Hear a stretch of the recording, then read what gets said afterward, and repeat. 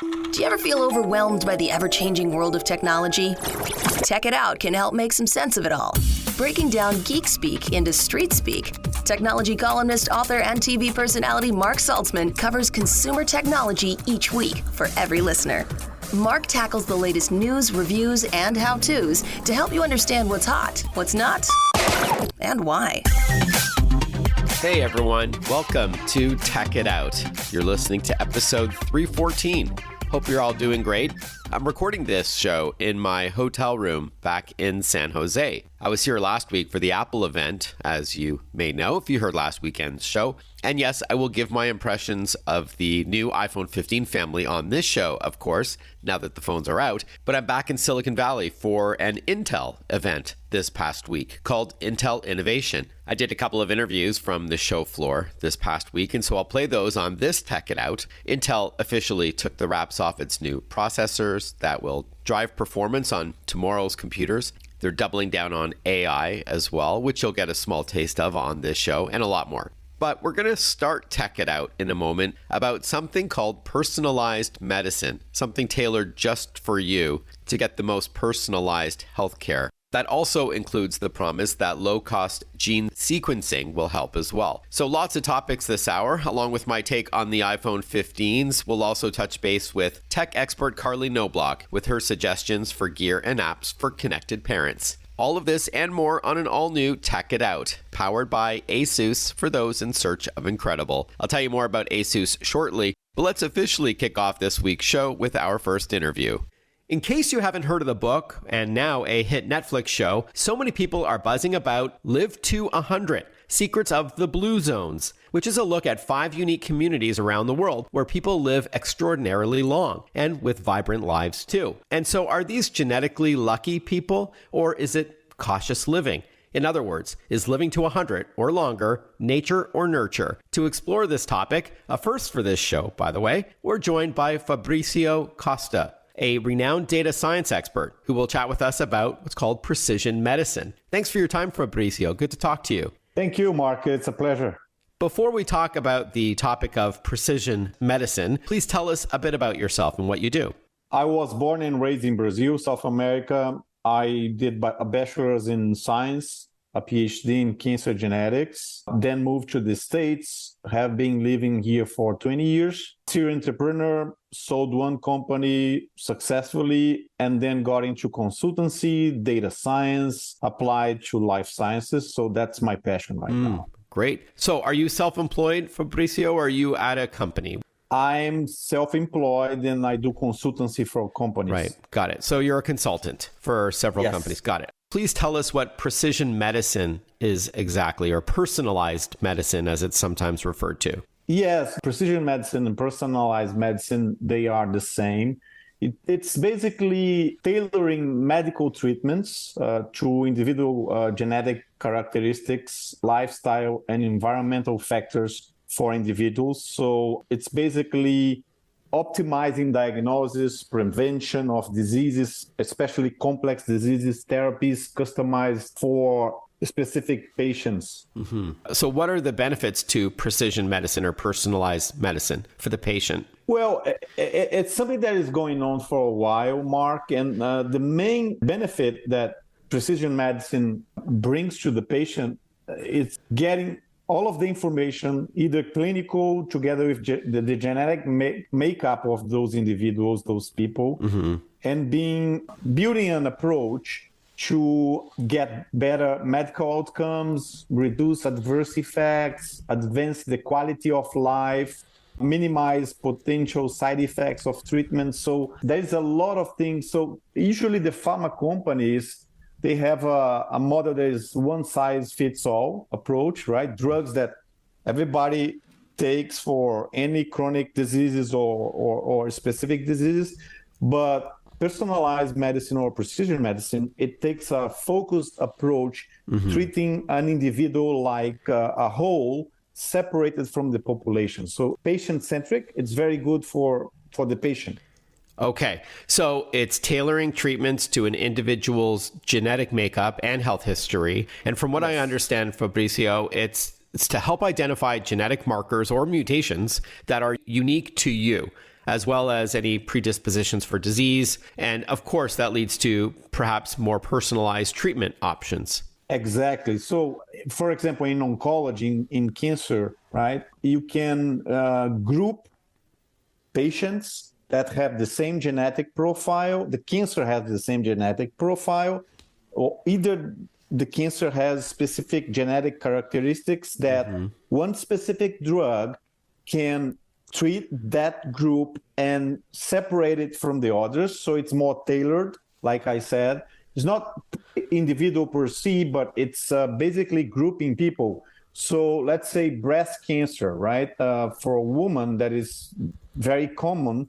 It could be very genetic, or it could be a combination between genetic and the environment, nurture versus nature, right? Yeah, I'm going to ask you more about that shortly. Yeah. Yeah. There is a drug called ercepitin that targets a specific gene that is amplified, that has a lot in specific tumors, that could be used for patients that express a lot of that gene. So it's basically treating groups of patients or individuals that have that profile with specific drugs or treatment. We are chatting with Fabrício Costa, a celebrated data science expert and Harvard alumni, chatting with us about precision medicine. Most medical treatments are designed for the average patient as a one-size-fits-all approach, as Fabrício said, which may be successful for some, but not for other patients. Precision medicine, or personalized medicine, on the other hand, is a more innovative approach to tailoring disease prevention and treatment that takes into account the differences in people's genes, environments, and lifestyles. How is this done exactly? Can you talk to us a bit more about the genetic testing or genomic sequencing, explaining that in plain English for us? Yes. Thanks. So 20 years ago, the first human genome was sequenced, right? That was a big deal. It took billions of dollars. And now we are in a very exciting time that companies can sequence genomes, a lot of human genomes, for $100, $200. It takes much less time. The machines are much more advanced. But the only big challenge that we see right now, it's being democratized. We can say it's a commodity now to sequence genomes, but the only problem is how to analyze the data. That's where data analytics and big data analytics comes in, because you have to make sure that the information that you get, together with clinical information, together with the environment exposure, if the person smokes or not, and other things, you can get actionable results using the genetic profile and combining all of this information. Okay. And yeah, I was going to ask you about the cost. I thought it was millions of dollars to sequence genes. Yeah, it's so getting cheaper. Yeah, and cheaper, $100. yes. So the issue isn't the money anymore, or the time, because it's faster to get the results. It's reading them accurately and then finding treatment that's relevant. So how do you get going? I do want to ask you more about the nature versus nurture with that TV show that people are talking about. Do you talk to your physician about this? How do you get going? That's a good question. So physicians are in a very gray area right now, because the patients, right, the citizens in general, they can research themselves. They can get to the physician's offices with a lot of information about themselves, because there are companies that can give you hints about your genome, right? So there's a shift in startups that are analyzing the data, aggregating, curating the data instead of just sequencing, and giving the information. So the person comes to the office, the physician's office, with the information saying, do I have this disease? Because based on X, Y, and Z, it looks like I have. So the physicians are being confronted with the information right now. So answering your question, that's how the patients are using the information for their own sake, because sometimes there's a lot of misdiagnosis. What about those DNA kits that you can do at home, like 23andMe, that can give you health markers and all that? 23andMe is a very specific case, because they got an FDA approval. They didn't get approvals for genetic testing for specific disease, or to say that people has X% of chances of developing diabetes in the future. Right. But they can do ancestrality, and they can get the information from people and do their own research. Let's say they have a big Parkinson's and Alzheimer's subset of patients that they grab information from that database and then they do research. So FDA is very strict on those rules because the person that can prescribe specific targeted treatments are, in the end, the healthcare practitioners, right?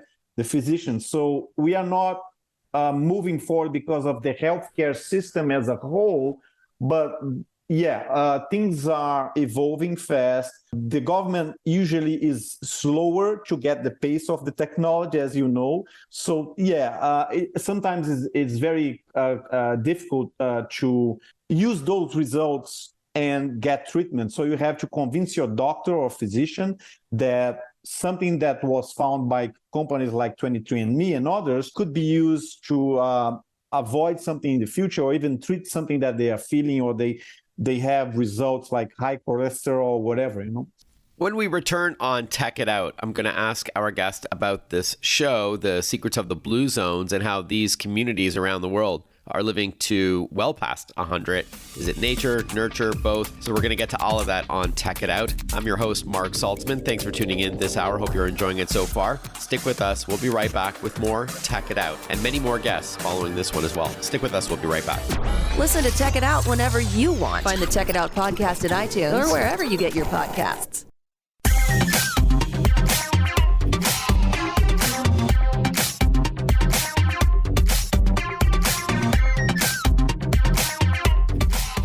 Welcome back to Tech It Out. This show is powered by ASUS for those in search of incredible. ASUS creates technology for today and tomorrow's smart life, and that includes its line of award-winning laptops and desktops, accessories like monitors, mice, and keyboards. There's mobile tech like smartphones and tablets, smartwatches, and much more. For those in search of incredible, visit asus.com/US/radio for more info. That's asus.com/US/radio. A couple of more minutes left with Fabrício Costa, a data science expert, talking to us about precision medicine or personalized medicine. Before we wrap up, let's talk about that show, Live to 100, Secrets of the Blue Zones, right? So they're analyzing these different communities around the world that seem to have their people live longer. Is it true, though, that, you always hear the argument like, oh, my mom lived to 101 and she smoked and drank and ate bacon and stuff like that. I mean, obviously, statistically, those things aren't healthy for you, but if your genes dictate that you've got long life in your family, can you do what you want? Or is it a combination of nurture and nature? That's a good question. So then we get into the nature versus nurture, right? One example is scientists already have shown that identical twins, when they are separated and one lives in one country or have a different lifestyle than the other, 50 years later, they are completely different. Epigenetic profile, which is another layer of information. One is bald, the other one is not bald. So it's not just on the genes. Going back to the Blue Zones, the docu-series from Netflix is very interesting because they identified very specific points that could be showing why those people get to 100 or more than 100 years. One of them is most of those people have a plant-based diet, which is rich in vegetables and not a lot of meat, like red meat. Yeah. The second one is doing regular physical activity. So if you see, let's say they showed a community in Italy that have, I've been in Italy, they have those stairs. Those people, they go up and down to those stairs. They usually have more than 10,000 steps a day. And then I get into technology. The Apple Watch can help in tracking those steps. So you can use technology to be monitoring, always moving your body. That's what they say. That's the second one, right? The third one is having strong social connections with family, friends, not being lonely. Being lonely decreases your lifespan, right? There are two others. Sense of community, so doing something. Having a purpose. Yeah, having a purpose, what the Japanese call ikigai. Ikigai is having a sense of purpose in life. You are doing something without expecting something back, right? Could be volunteering. Volunteering, helping the community to build like in a farm, you plant and you collect and you go to the community, spiritual things, and not just believing in God, but believing in something, having something that guide those people to a common positive goal in life. It's a sense of purpose in life. Is that the fifth one? It's kind of like a spiritual awareness, yes. or religious beliefs? Sense of community is the fourth, and then sense of purpose in life, which the Japanese call ikigai, it's the last one.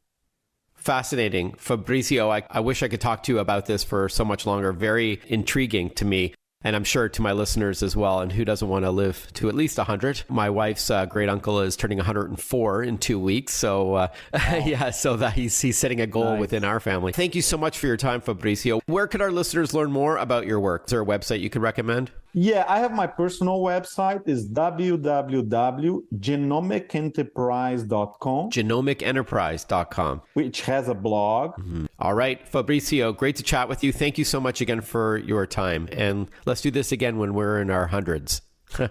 Okay, thank you, Mark. That's for sure. All right, be well. As promised, I'm going to play a couple of interviews from the Intel Innovation Conference taking place in San Jose this week. A longer one is coming up, but we've got 2 minutes to hear about this AI-generated music demo. Have a listen. All right, so I'm here at Intel Innovation 2023, and I really enjoyed this part of the keynote where using generative AI and Intel technology to create a song in the fashion of Taylor Swift. I'm here with Garth Long. He's principal AI engineer at Intel. Before we hear a sample, tell us what we're talking about here in plain English, the tech behind, the magic, if you will, behind this song itself. So basically, this is AI song generation. So we're using something called Stable Diffusion, which is normally used for generating images. But instead of generating images, we're actually generating images of audio. And then we're turning that audio into, turning that image of an audio, which is a spectrogram, we're turning that into a waveform. And then that's what you're actually hearing. So this is generating music using artificial intelligence. And what's it running on? Yeah, so this is our new Intel Core Ultra processor. It's got CPU, GPU, and now our new advanced low-power neural processor. Okay, so CPU, central processing unit, that's the engine that drives a computer's performance. GPU is for graphics performance, and now NPU, which is neuro processing. Yeah, so this is actually generating music in the style of Taylor Swift. So we put in a text prompt, Taylor Swift style pop song, and we hit generate, and within a few seconds, we were able to have an example of a song that was in the style of Taylor Swift. Right. Without further ado, let's hear a sample of a Taylor Swift-like song generated by AI and running on Intel.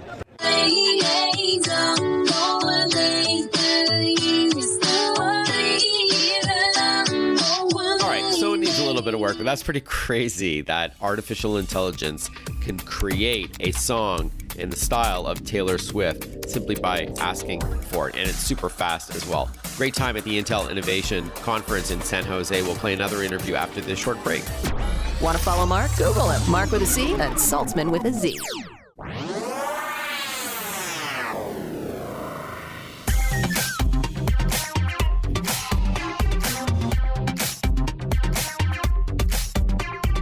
Breaking down geek speak into street speak. This is Tech It Out. Tech It Out with technology columnist, author, and TV personality Mark Saltzman. Welcome back to Tech It Out.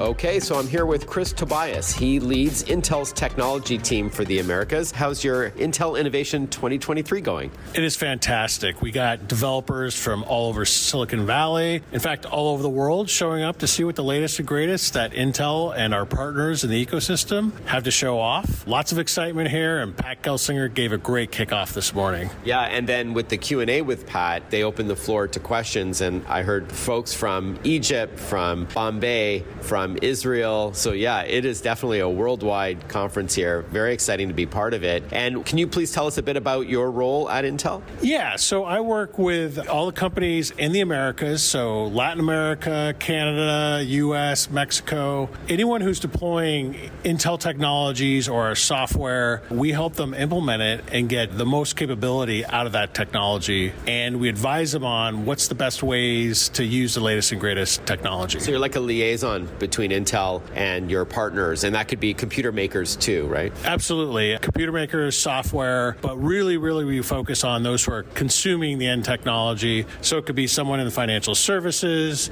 it could be a big media studio. We have customers of all kinds. Okay. All right. So this year, it seems that AI, artificial intelligence, is the big theme. Is that fair? And maybe you can talk to us about how Intel is or has been embracing AI for a long time. Yeah, absolutely. Artificial intelligence everywhere. One of Intel's goals is to democratize AI. So there's two parts to that, is making the hardware accessible. We also work with a lot of software tools that make it easy for developers to build on top of that. And then we work with the application developers that work on top of that provide the great end user experience that you see. So, for example, we have a group that funds small companies out there, and there's a company called InWorld. And any of you have played a video game where there's non-player characters, you've probably seen the memes about the silly things non-player characters do. NPCs, yeah. Yeah, NPCs, exactly. What they do is they make NPCs have a personality. They have some emotional range. They can talk to you about different topics, and they use AI to do this. AI has been a big buzzword, of course, especially since November when ChatGPT made its debut. That's what we call generative AI, where you can ask it a query, and it auto-generates a new answer based on the data set, the information that it has access to. But Intel's sort of taken this above and beyond, putting it in the hardware itself. You talked about democratization of this technology so anybody can use it. Is it meant to be kind of like a personal assistant? Even if you're not a content creator, you just want to use your computer. Talk to us about some of the applications here. Yeah, absolutely. So we showed putting this capability in our next generation of CPUs. They'll be available in laptops.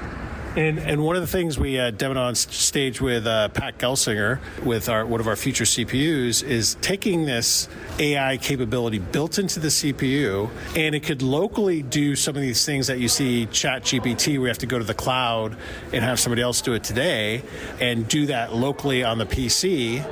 And that was called Rewind.ai, is that right? Yes, that was called Rewind.ai, and that had the ability to use AI on your PC without using the cloud. All right, so the way that AI is usually leveraged today is that when you type something in, it goes over the internet and tries to pull down the information, almost like asking Siri, right, or Google Assistant something. It goes, pulls it back down, and that takes time. So what we saw today on stage was the gentleman turned his Wi-Fi off just to show that this is the real deal, and it combs through all of his existing files. Is that right? Documents? Absolutely. So it could comb through your existing files, look at how you think, how you write correspondence and whatnot, and then write responses based off of that data. Yeah, not only did it find him information about a meeting he had to attend to, but he also wanted to know how to reply to someone in an email, and it generated this email for him, but it was well written. We saw it live on stage. That's pretty wild. Yeah, absolutely. One of the things that AI can really help with is that kind of first draft. And if it knows your style, it knows the words you use, it's much better than a general model just trained off of, hey, here's the average of how everyone speaks. If you and your colleagues know how you talk, know how you respond, it can learn that. And then all you got to do is do a little fine-tuning, clean it up, and hit send. So that first draft is done. It's like having an assistant sitting next to you, except it's just sitting in your PC. Awesome. And how far away are we from seeing that on an Intel-powered PC, do you think? Yeah, that kind of capability will be showing up in our next-generation processors, the Intel Ultra series, that will be launching in December. Okay, and that's across all what you call OEMs, or original equipment manufacturers, so like ASUS, Dell, HP, Lenovo, that kind of thing? Exactly. OEM, anybody's making a PC, a laptop, yes, they'll all be using it, absolutely. Yeah. So somebody asked Pat about Mac making their own silicon now, and of course AMD is a competitor to Intel. What would you say if someone said to you, what does Intel's future look like with these, major competitors now? I think it looks wonderful. So we're the only company that not only designs our own chips for consumption, so it's called logic, whether it's a CPU or a GPU. It's called graphics processor. Yeah, graphics processor, central processor. Most companies outsource it to someone else to build. We're the only company that has the capability to build it. And by the way, we're also happy to build other people's silicon, and that's why we're investing so much in building the manufacturing capacity. So Intel can enjoy the benefits of it, but the entire industry as well. So anyone who wants to come manufacture with our leading technology processes can come manufacture with Intel and build products around that. We are chatting with Chris Tobias. He leads Intel's technology team for the Americas. We're here in San Jose at the Convention Center celebrating Intel Innovation 2023. This is a conference for developers, journalists, analysts, and so on. So you mentioned CPU. That's the engine that drives the computer's performance, or the brains, if you will. There's the GPU for graphic performance, things like playing games, rendering video, or animation. I've also heard the phrase this week, NPU, neuroprocessing unit. What is that? In plain English, please. Yeah, so think of that. Like, that's the artificial intelligence, the neural processing unit. And there's certain kinds of operations that are unique to building, like, hey, a generative AI model. Finally, Pat, your CEO, talked about the phrase was siliconomy. What is that exactly? Yeah, so that's just saying every job people are doing, they have access to a device that has silicon in it. Mm-hmm. And that silicon is all now connected. All that capability leads to a big, big economy, and every job, no matter what it is, will touch silicon in some way. So it kind of powers the economy of the world going future. Thank you so much for your time. Great to chat with you, Chris. All the best. Yes, just amazing things happening here, and it's just wonderful to see all the creativity of all the developers and engineers around the world that have come to this event. You can learn more at intel.com/AI. More Tech It Out coming right up after this. Breaking down geek speak into street speak. Tech It Out, hosted by Mark Saltzman.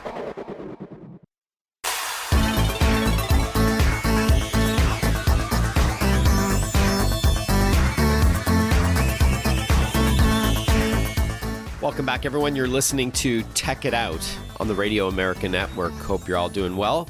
A big weekend for iPhone fans because on Friday, the 22nd, the new iPhone 15 family became available from Apple. I was at the event in Cupertino, California a week prior. If you missed that show, by the way, last weekend's Tech It Out show, you can listen to it on demand as a podcast where I was in Cupertino. But I'm going to give you my 2 cents on the new iPhone 15 family if you're on the fence, if you should upgrade. There is a lot of cool innovation here, but like with most iPhones, you know, if you've got a recent model, like I'd say an iPhone 13 or newer, I would say don't bother upgrading. Save your shekels and wait a couple of years, because then you really sense the upgrade. You know, you can really notice how many new features there are, how much better the processor is, how much better the cameras are, maybe the screen quality. Look, there are those early adopters with deep pockets who want the very latest and greatest. They want to be the first in their friend group to have the new iPhone 15, even if they have the iPhone 14. So I'm not going to tell you what to do, but because these are more iterative updates every year, I would hold off. But let me tell you what I like about the new devices, starting at $799. The iPhone 15 family, all 4 of them, first of all, now have a new USB-C connector at the bottom instead of a Lightning port for the first time in, I think, 11 years. This was likely not Apple's decision because the European Union has mandated that all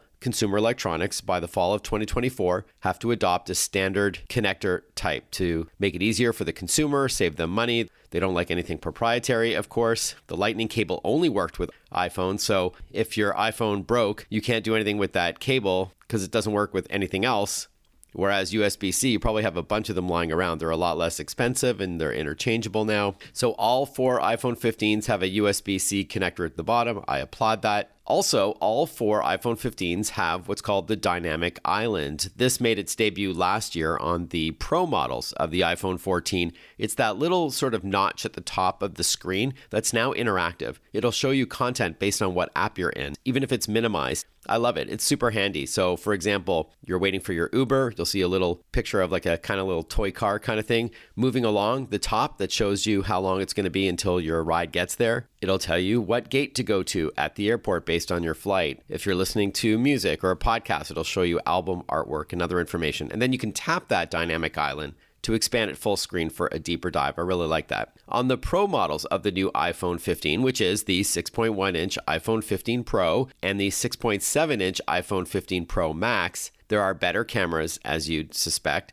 and an action button, which I'll tell you about more in a minute. But with the cameras, the new iPhone 15 Pro has a 3 times telephoto or zoom lens to get farther to a subject without physically going there. And the iPhone 15 Pro Max has a 5 times optical zoom lens or telephoto zoom lens, so even more powerful. Still behind the competitors, I'd say, like the Samsung Galaxy family, which has 10 times zoom. But there's other things going on there, this computational photography, there's a big sensor, so you're getting really great looking photos and videos out of your iPhone now. The iPhone 15 Pro and Pro Max are made of titanium for extra durability, but super light. That was the first thing that I noticed when I picked it up. It's much lighter than the stainless steel models from yesteryear. And then finally, that action button on the left side of the device, it replaces the old mute switch. You know, when you need to be quiet, you're going into a meeting, or for me, when I'm recording my radio shows and podcasts, I flick that switch to mute my phone. Well, now it's a little bit more functional because you can press and hold the action button. Again, it's only on the Pro models, not the regular iPhone 15 and the 15 Plus, which is a little bigger, but now you can assign what that little button does. Yes, you can still have it mute your phone if you like, but you can also turn on the flashlight, you turn on your camera, you can start a timer, you can start a voice recorder.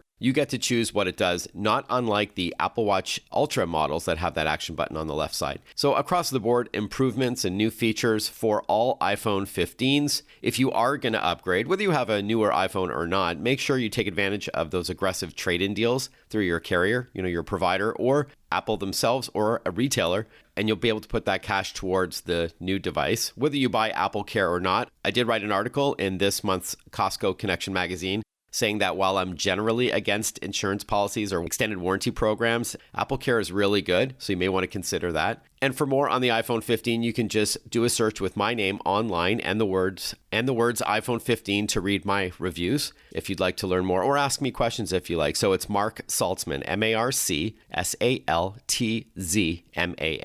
If you want to say hi on social media, ask me tech questions, give me suggestions for upcoming guests or topics on Tech It Out, I'm all ears. I'm on X, formerly Twitter. I'm on Threads, Instagram, Facebook, LinkedIn, YouTube, Blue Sky, T2, and TikTok.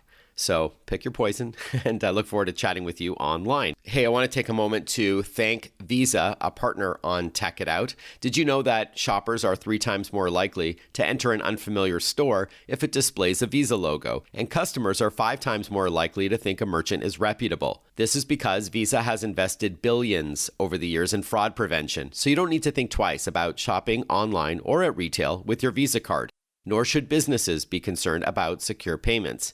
Visa is deploying advanced technology to ensure customer data is not vulnerable, no matter where transactions take place. This includes tokenization, pioneered by Visa, as one part of the solution. This reduces the risk of identity theft because this technology replaces your cardholder info with a random alphanumeric code, so that the merchant never sees your actual card number. Yet it ensures a fast transaction as well, so it's a win-win. To learn more about Visa's work in protecting you and your purchases, head over to visa.com/security. That's visa.com/security. When we return on Tech It Out, we're going to catch up with Carley Knobloch, a lifestyle tech expert who's on this program from time to time. And we're going to chat smart home tech for parents, including a new laundry pair that has some AI to it, a garage door opener that also has some smarts. I think we're also going to chat about some games and apps to help families this fall. You are listening to Tech It Out. I'm your host, Mark Saltzman. We'll be right back. Follow Mark Saltzman on Facebook, on Twitter, on Instagram. Listen to Tech It Out whenever you want.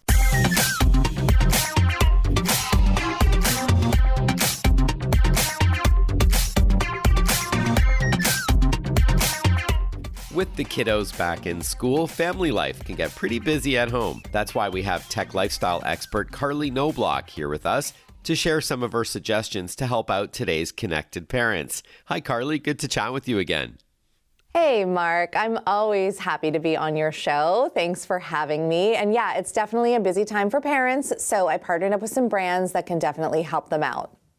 All right, Carley. First and foremost, laundry piles up this time of year, of course. But what tech can help us tackle that job better? Yeah, it certainly does in my house. And LG has some amazing products that make laundry day a total breeze.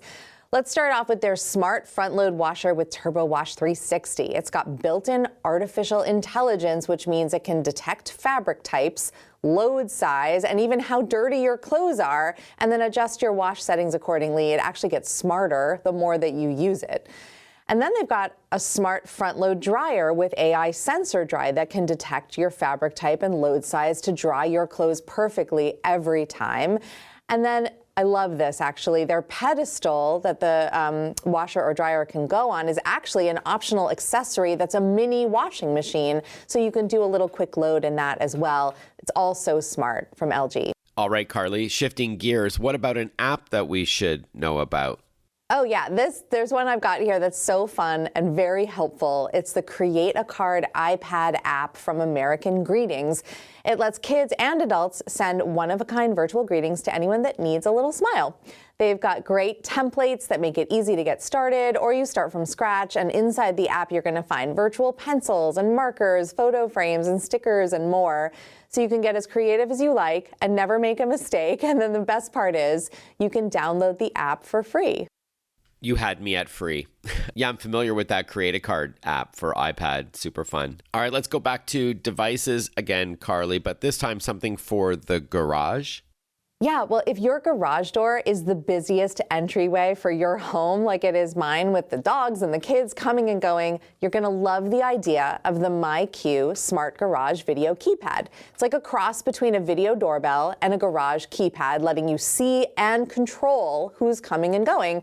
Because let's face it, the kids are not always the best about checking in, but now you can really know that they're home safe after school or activities. It's really easy to install, and you can use the MyQ app to create guest PIN codes for people like your dog walker or your housekeeper, so you know if they're coming and going too. We are chatting with tech lifestyle expert Carley Knobloch with her suggestions to help today's connected parents this fall. Some are more practical, some are a bit fun. Why don't we leave off with two more suggestions that you like for the family? Okay, well, this gets the family together for so much fun. I've got the Sonic Origins Plus, which is a new multi-game collection from Sega here. It features 4 classic titles, 12 Game Gear titles, and for the first time ever, you can play as Amy Rose in multiple games and Knuckles in Sonic CD. And if you're a Sonic fan, you know exactly what that means. And fans can pick up the collectible premium physical edition as well, featuring a 20-page book of art from the classic 90s era of that iconic little hedgehog. And then lastly, I love this so much. There were times where my kids needed homework help back in the day, and it was so complicated, especially calculus, made me sweat a little. IXL is a learning website that helps kids from preschool to high school learn math, thank goodness, language arts, science, and social studies. They've got tons of interactive problems, videos, lessons, and games that can help them practice what they're learning in school, get help with tricky concepts, and gain the confidence to learn new topics on their own. I might even do a little calculus brush up myself, to be honest, because I could use it. Couldn't we all? All right, Carley, where can we go for more information on all of these items, including seeing it in action, getting prices, and links to websites and such? Yeah, for more information on everything I covered, including links, you can visit inthenews.tv. All right, inthenews.tv. Thanks again, Carley. Great to chat with you as always. Take care and looking forward to talking to you again soon. Always love chatting with you, Mark. Thanks so much. And I also love chatting with Tech It Out listeners. So let's wrap up this week's show with my social handles. Would love to hear from you, or you can send me an email from my website, marksaltzman.com. That's Mark with a C, Saltzman with a Z. But I'm also on X, formerly Twitter, Instagram, Facebook, LinkedIn, YouTube, TikTok, and others. Looking forward to hearing from you. A huge thank you to ASUS, the title sponsor on Tech It Out. ASUS creates technology for today and tomorrow's smart life, and that includes its line of award-winning laptops and desktops, mobile tech like smartphones, tablets, and smartwatches, accessories for computers like monitors, mice, and keyboards, and they also have a gaming division called ROG, or Republic of Gamers. If you want to check it all out, head on over to asus.com/US/radio. All the best, everyone. Have a great week ahead, and I look forward to catching up with you next time for another episode of Tech It Out. Ciao for now.